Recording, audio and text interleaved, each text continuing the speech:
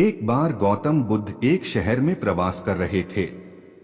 उनके साथ कुछ शिष्य भी थे। एक दिन उनके शिष्य शहर में घूमने के लिए निकले। वे शहर में घूम ही रहे थे कि तभी शहर के कुछ लोगों ने उन्हें अपशब्द कहे। उनके बुरे शब्दों को सुनकर शिष्यों को बहुत बुरा लगा और वे वापस लौट गए। बुद्ध ने देखा कि शहर से लौटकर आए उनके सभी शिष्य बहुत क्रोध में दिखाई दे रहे हैं। उन्होंने शिष्यों से पूछा, क्या बात है, आप इतने तनाव में क्यों हैं? तभी एक शिष्य क्रोध में बोला, हमें यहाँ से तुरंत चलना चाहिए।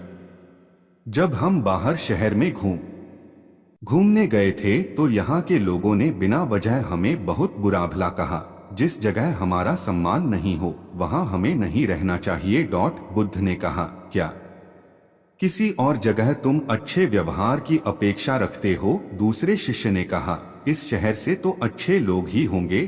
तब गौतम बुद्ध बोले, किसी जगह को सिर्फ इसलिए छोड़ देना ठीक नहीं कि वहाँ के लोग बुरा व्यवहार करते हैं।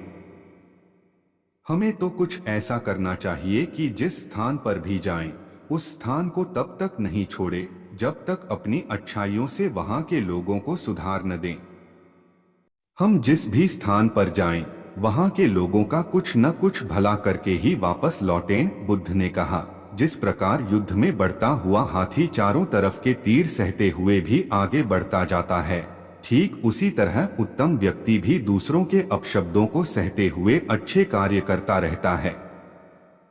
खुद को वश में करने वाले प्राणी से उत्तम कोई और नहीं हो सकता।